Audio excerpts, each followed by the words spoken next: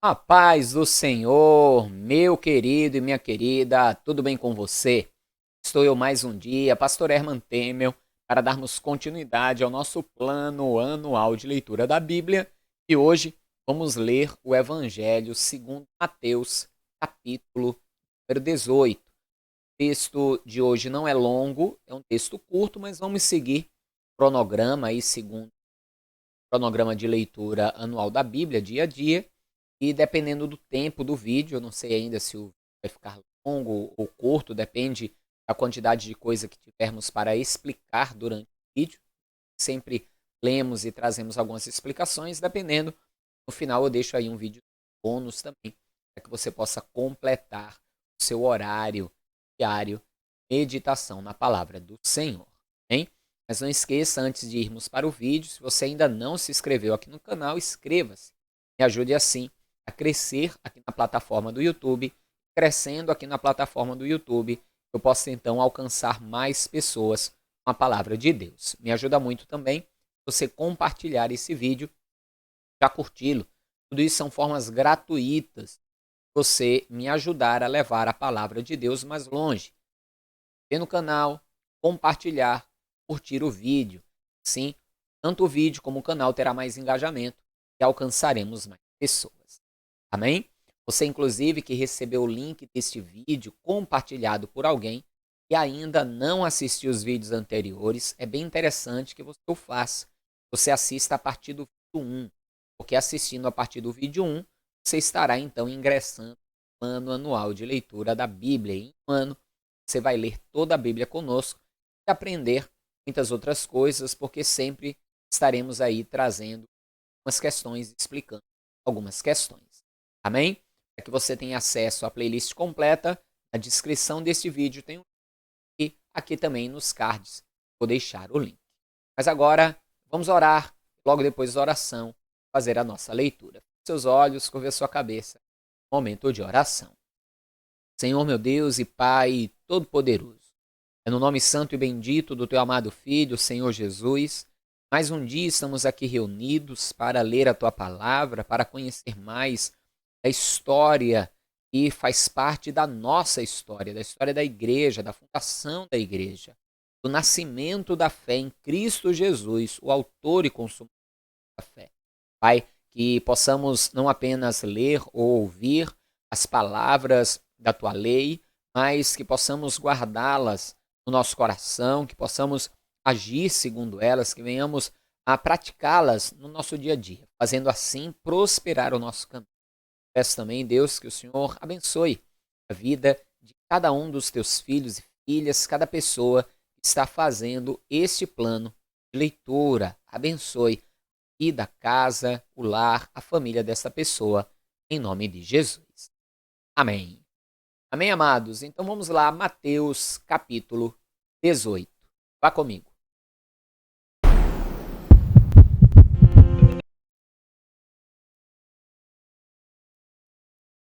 Naquela mesma hora, chegaram os discípulos a Jesus, dizendo: Quem é o maior no reino dos céus?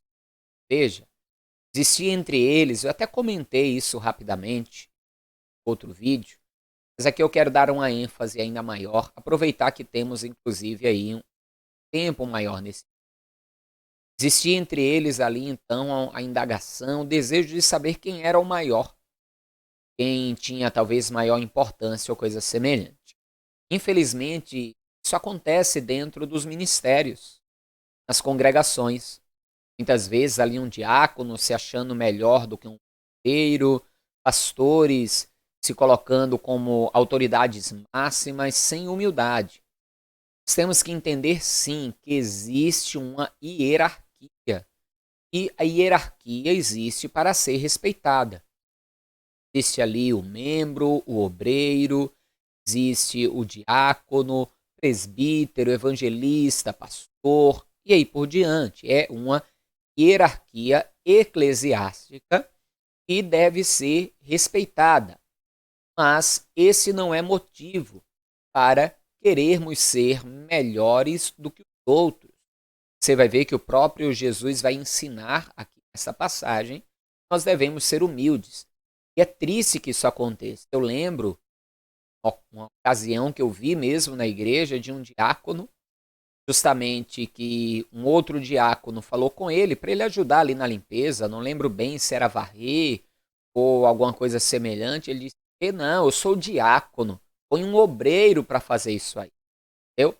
Então, é constrangedor ver coisas semelhantes a essas. É triste ver coisas semelhantes a estas acontecer.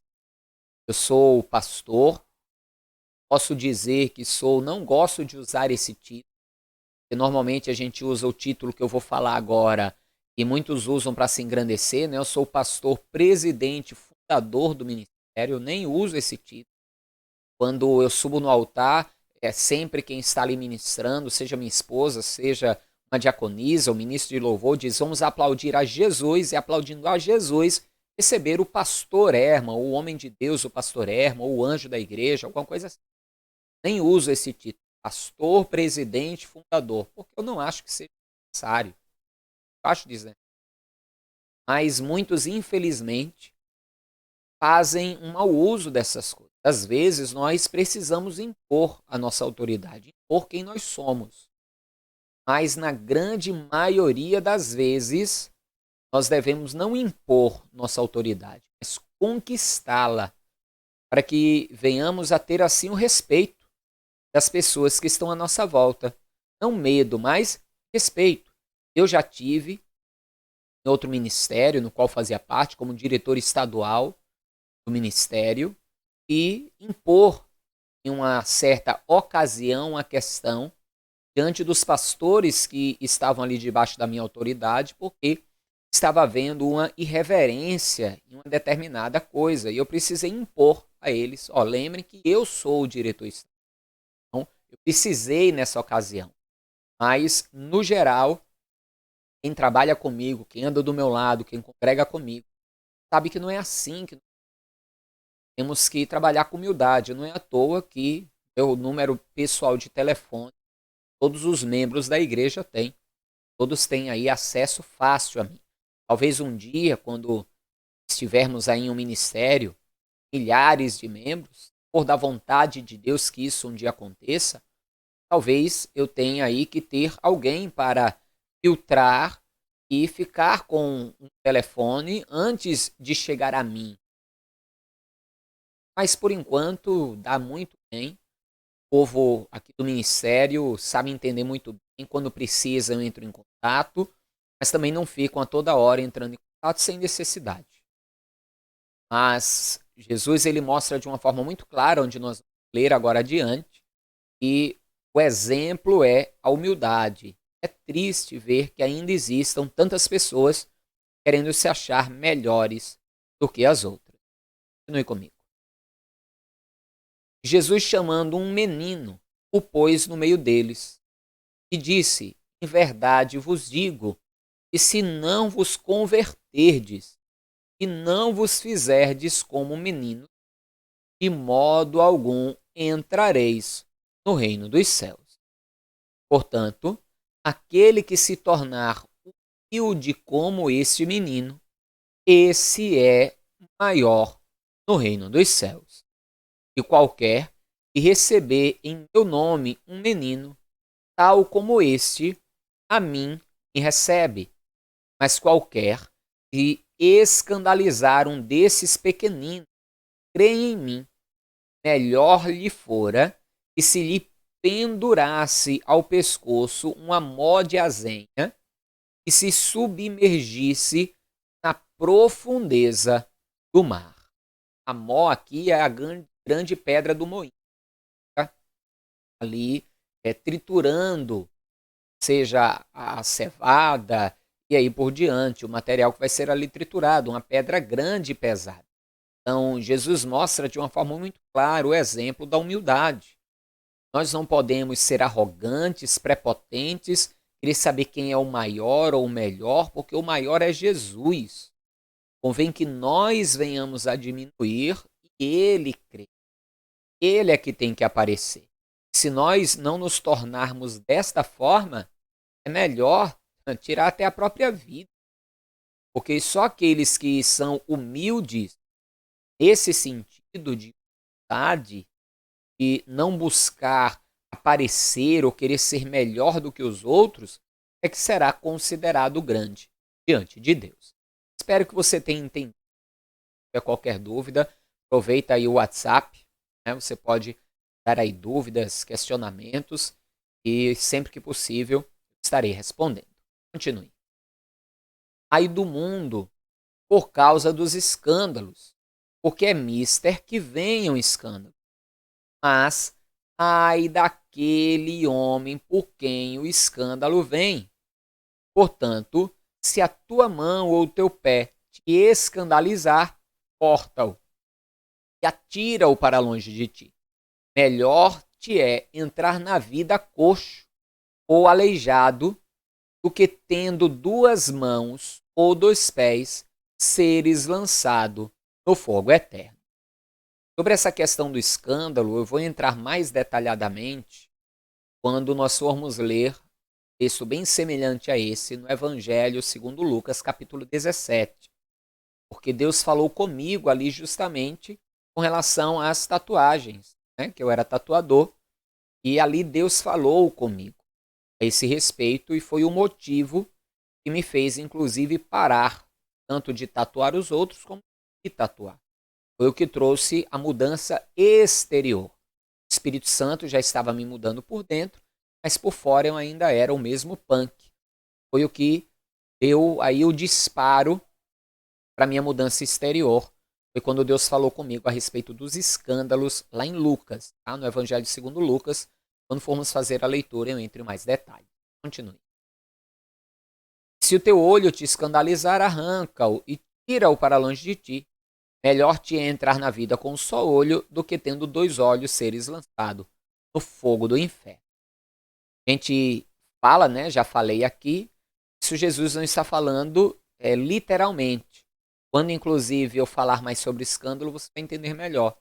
Mas, por exemplo, a pessoa ela é atraída muito pela visão. Ela é muito levada ao pecado pela visão.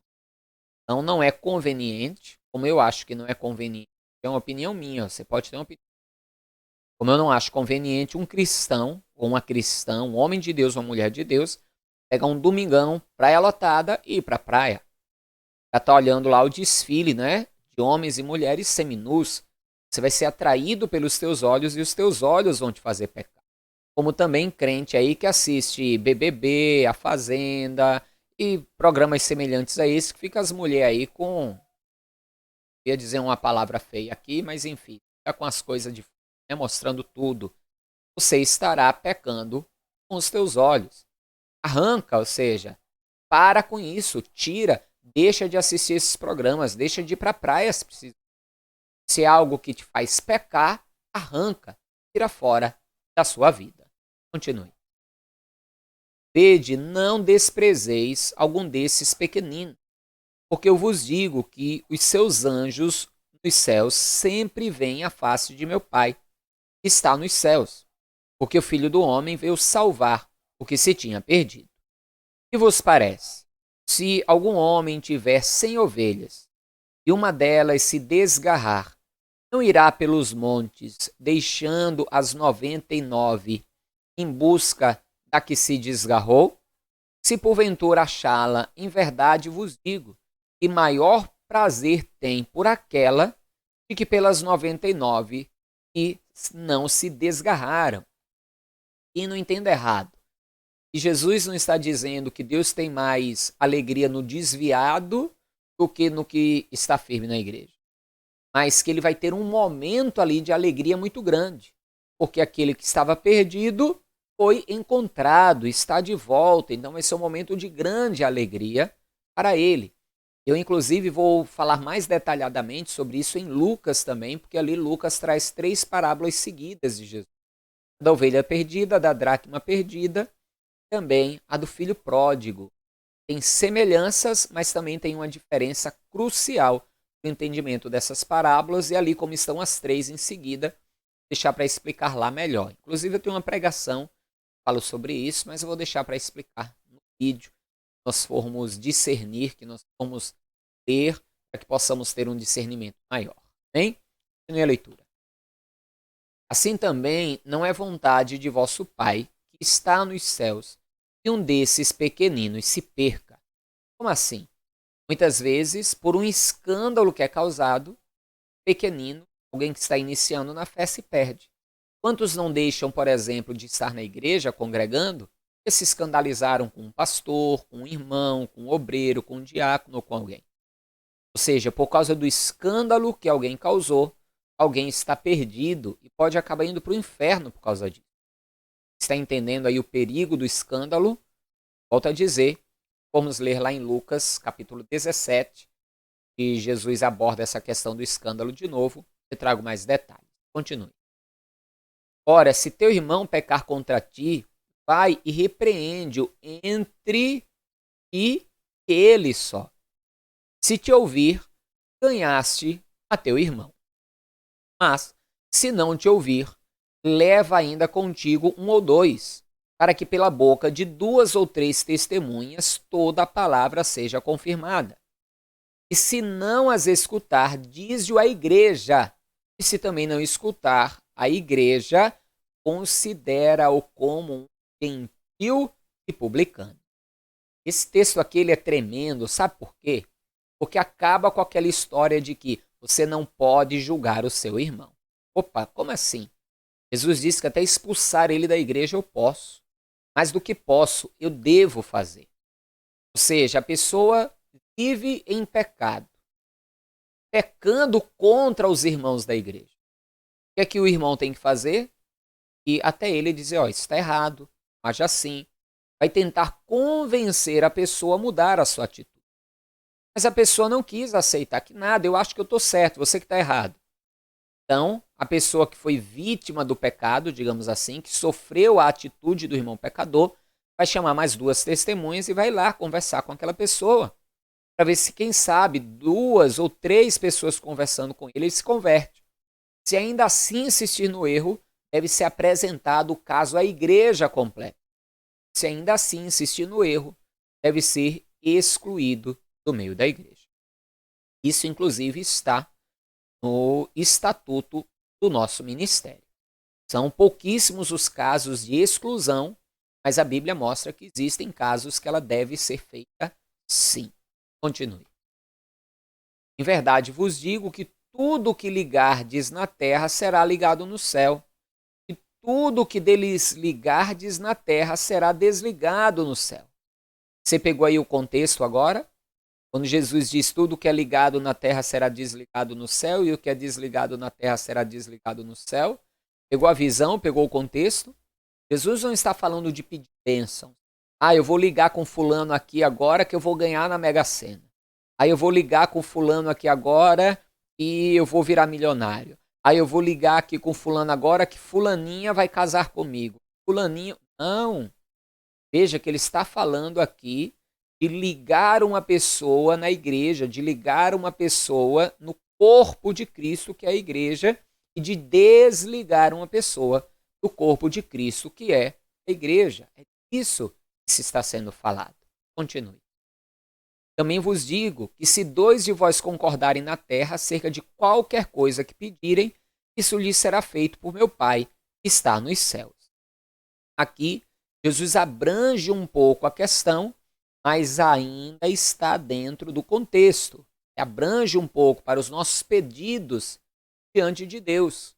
Mas lógico que se ele está falando de andar em retidão, de andar em humildade como uma criança, lógico que não é os pedidos malucos que muitos querem fazer, achando que se fizerem 2 juntos, Deus vai concordar e pronto. Não é assim. A questão não pode estar fora dos preceitos e das leis morais do próprio Deus. Continue. Porque onde estiverem 2 ou 3 reunidos em meu nome, aí estou eu no meio dele. Ou seja, por que as coisas virão acontecer? Porque tem que ter concordância, tem que ter humildade, santidade, temos que estar reunidos em nome de Jesus, para aí sim, em concordância, ver as coisas acontecerem. Na leitura. Então Pedro, aproximando-se dele, disse: Senhor, até quantas vezes pecará meu irmão contra mim? Eu lhe perdoarei. Até 7? Veja, qual era o contexto da história? Se o teu irmão pecar contra ti, vai lá e repreende-o. Poderia acontecer a pessoa ir lá, repreender o irmão reconhecer e dizer: poxa, é verdade, eu errei, me perdoa. Você está entendendo? Ou com 2 ou 3 testemunhas: poxa, eu errei realmente, me perdoa. Aí Pedro vai perguntar: mas quantas vezes eu tenho que perdoar? Porque pode ser que toda vez que eu repreenda ele, ele diga que me perdoou, e daqui a pouco ele cometa o pecado de novo. Então, quantas vezes eu tenho que perdoar? 7 vezes eu tenho que perdoar? Vamos ver a resposta de Jesus? Você já conhece o texto. Jesus lhe disse: não te digo que até 7, mas até 70 vezes 7. Por isso, o reino dos céus pode comparar-se a um certo rei que quis fazer contas com os seus servos. Antes de irmos para a parábola, 70 vezes 7. Entenda, não é que simplesmente você vai calcular, vai dar 490, e toda vez que o irmão pecar contra você, você vai ir anotando, quando chegar em 490, você não precisa mais perdoar. Não, não é isso. Se você procurar lá em Gênesis, você vai encontrar que um homem chamado Lameque, ele vai usar essa expressão. Ele vai dizer que se Caim seria vingado 7 vezes, então ele, Lameque, seria vingado 70 vezes 7 vezes. Então, Jesus vai pegar uma expressão que falava de vingança para usar essa expressão em favor do perdão e não da vingança. Porque o pensamento do homem é vingar, enquanto que o pensamento de Deus é perdoar. Continue, vamos para a parábola de Jesus, que ele vai trazer aí o exemplo do reino. Por isso, o reino dos céus pode comparar-se a um certo rei que quis fazer contas com seus servos. Começando a fazer contas, foi-lhe apresentado um que lhe devia 10.000 talentos. E não tendo ele com que pagar, o seu senhor mandou que ele, a sua mulher e seus filhos fossem vendidos com tudo quanto tinha, para que a sua dívida se lhe pagasse. Então aquele servo, prostrando-se, o reverenciava, dizendo: Senhor, seja generoso para comigo e tudo te pagarei. Então o senhor daquele servo, movido de íntima compaixão, soltou-o e perdoou-lhe a dívida. Veja, não só soltou, mas o soltou, perdoou a dívida. Saindo, porém, aquele servo, encontrou um dos seus conservos, que lhe devia 100 dinheiros. Lançando mão dele, sufocava-o, dizendo: paga-me o que me deves. Entenda que 100 dinheiros é o salário de 100 dias, ou 3 meses e meio de salário. 10 talentos, amados, é muito dinheiro. Acho que dá aí umas 20, 30 vezes mais do que ele devia e foi perdoado. Então, ele devia cerca aí de umas 30 vezes mais e foi perdoado. E agora ele está apertando esse conservo dele que deve a ele muito menos. Saindo, porém, aquele servo, encontrou um dos seus conservos que lhe devia 100 dinheiros e, lançando mão dele, sufocava-o, dizendo: paga-me o que deves. Então o seu conservo, prostrando-se aos seus pés, rogava-lhe, dizendo: seja generoso para comigo e tudo te pagarei. Veja, o conservo dele estava fazendo com ele a mesma coisa que ele fez com o senhor dele. E o senhor dele o liberou e o perdoou. Ele, porém, não quis, antes foi lançá-lo na prisão, até que pagasse a dívida. Vendo, pois, os seus conservos o que acontecia, contristaram-se muito e foram declarar a seu senhor tudo o que se passara. Então o seu senhor, chamando-o à sua presença, disse-lhe: servo malvado, perdoei-te toda aquela dívida porque me suplicaste. Não devias tu igualmente ter compaixão do teu conservo, como eu também tive misericórdia de ti? Indignado, o seu senhor o entregou aos atormentadores, até que pagasse tudo o que lhe devia. Assim vos fará também meu Pai Celestial, se do coração não perdoardes cada um a seu irmão as suas ofensas. E aí? Misericórdia, né? Pois é. Por que nós temos que perdoar? Porque o nosso Senhor, o nosso Pai, ele nos perdoou muitos pecados. E assim agora nós temos que perdoar também. Como ele agiu com misericórdia para conosco, nós temos que agir com misericórdia para com os nossos irmãos. Porque se eu não agir com misericórdia para perdoar os meus irmãos, o que é que vai acontecer? O quê? O quê?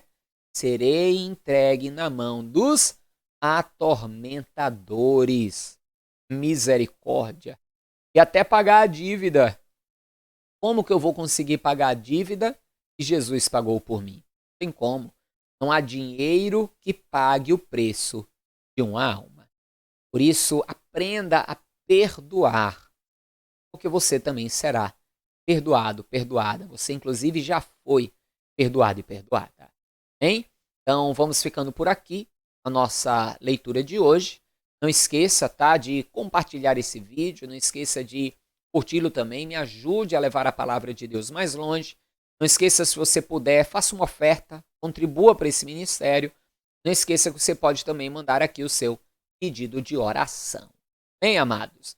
E vou deixar aí também um vídeo para que você possa assistir agora, encerrar aí o seu momento com Deus, aprendendo ainda mais e ouvindo uma palavra direto do coração de Deus para o seu coração. Forte abraço, paz do Senhor, até amanhã e viva Ele, viva Jesus!